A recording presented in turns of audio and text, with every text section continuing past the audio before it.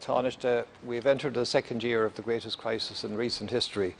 The focus still remains on suppressing COVID-19. However, those who have seen their businesses suffer and jobs evaporate are beginning to place serious emphasis on where we are heading and what the future holds. They are asking, how does government intend on rebuilding for the future? Tánaiste, as the lead minister in this vital task, can you outline your plans and vision to revitalise our business sector and economy? Many sectors of the Irish economy need to be nurtured, assisted with practical support to recover from the devastation of COVID. It is accepted that aviation, retail, hospitality, tourism, the art and entertainment have seen the collapse of their business. The aviation industry in Ireland is decimated. Prior to the pandemic, aviation supported 140,000 jobs in Ireland. The aviation industry has issued a stark warning that the longer the disruption to air travel continues, the less appealing Ireland becomes for foreign investors, which will be crucial to our recovery. It is estimated that 75% of the tourism sector depends solely on overseas visitors. There were no visitors last year, and as we approach the start of this year's season, the outlook is bleak. Without our own population fully vaccinated, there is little likelihood that Ireland will be the destination of choice for tourists. Lack of tourism for a second consecutive year will spell doom for many who depend on tourism as their sole income. Tánaiste, before this pandemic, 250,000 SMEs were the main source of jobs in enterprise. They are the backbone of communities both urban and rural. They are family businesses, farmers, hairdressers, coffee shops, tech companies. They are innovators and risk takers. They need to reopen, to trade again, develop and grow again. We need to review the current Irish banking environment in regard to the provision of lending to SMEs, the financing of SMEs, the terms of credit and the banking alternatives available to them. Pre-pandemic SME interest rates were the second highest in Europe. This must be addressed. The time has come to concentrate on solutions. Hand in hand with the plans to suppress the virus must be a plan to rebuild our economy. The key focus must be on sustaining Irish jobs and exports and increasing the resilience of the enterprise base. There is now an opportunity for government to refresh its approach to delivering for the long-term needs of the economy. Chambers Ireland have said that with the current availability to government of low-interest finance, there should be a doubling of our investment in energy infrastructure and strategic transport, as well as upskilling our workforce and supporting gender equality through investment in childcare. Tánaiste, could I ask you, what preparations are underway? What plans are being made to revitalise and stimulate the Irish economy? What is the timeline for government initiatives to reboot and grow our economy? And with the information available to your department, Tánaiste, can you see our economy bouncing back in the short term? Thank you, Deputy. Tánaiste. Yeah, thanks very much, Deputy, for the question and for your ongoing interest in issues affecting businesses and employees, not just in Tipperary but across the country. Our strategy really is threefold. First of all, it is to save as many businesses that are viable and save as many jobs as we can during this period of pandemic and this period of lockdown. 11 billion spent already, invested in the economy, propping up the economy through pandemic unemployment payments, through the wage subsidy scheme, through the commercial rates holiday, through all of those financial supports for workers and businesses, which will remain in place at least until June 30th and will need to stay in place, I think, for some businesses, particularly some of those you mentioned, beyond June 30th.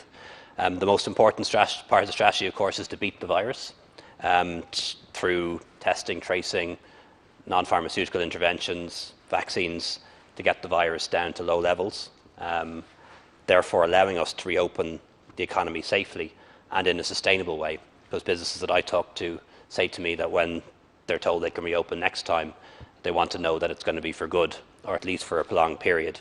And that's why we want to get the numbers of people sick, numbers of deaths, numbers of cases down very low before we reopen again. And the third, once we do that, and that is the time to do it when the economy is reopening, to re-stimulate and reflate the economy. One thing I think we're definitely going to have to do is to get people spending the savings that have built up. There's 12, 13, 14 billion in savings in the Irish banks at the moment that weren't there a year ago. And we need to avoid the paradox of thrift and encourage people to actually spend that money and invest that money once they can. and it's often people just unable to spend at the moment because shops and businesses are closed, and we need to make sure that we encourage people to spend that money in our economy once it becomes possible for them to do so.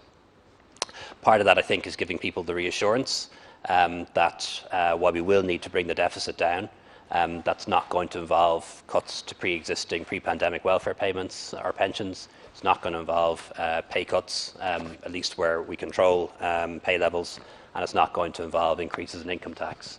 And I think that will give people confidence to spend and invest when the economy is opened again.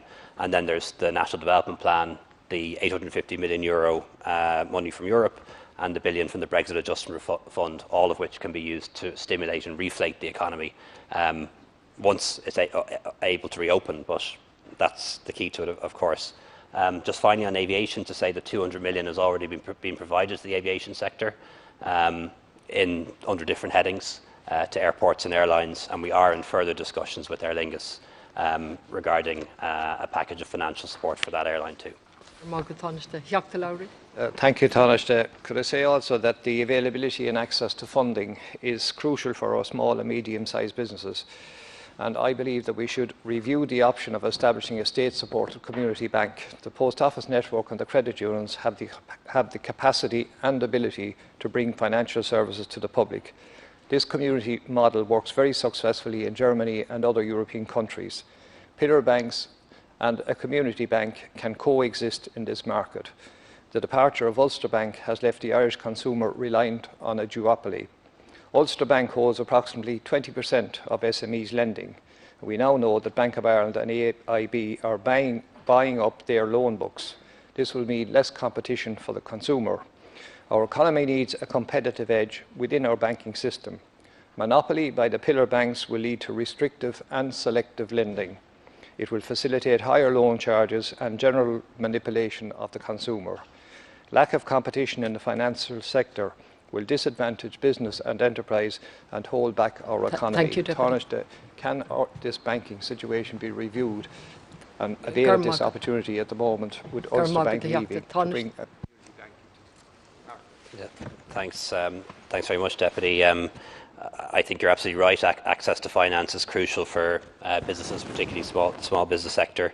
It's not well known, but at the moment 1/3 of all business lending, or 1/3 of all lending to SMEs, is now government-backed, state-backed lending, and that's done through our various schemes: Brexit loans, COVID loans, the Future Growth Loan Scheme, and it's just been confirmed in recent days that Microfinance Ireland, which lends to very small businesses, will now be able to lend through the SBCI. So that will allow us to provide additional lending through Microfinance Ireland to very small businesses, and I think that will be welcome, particularly in small towns, villages and rural areas. I absolutely agree that the decision of Ulster Bank to leave this state is bad news, but it does present an opportunity, and certainly the Minister of Finance is talking to its owner, NatWest, has had some discussions with AIB and PTSB as well as to what opportunities might arise to reform banking and create new forces in our banking sector in Ireland. Thank you.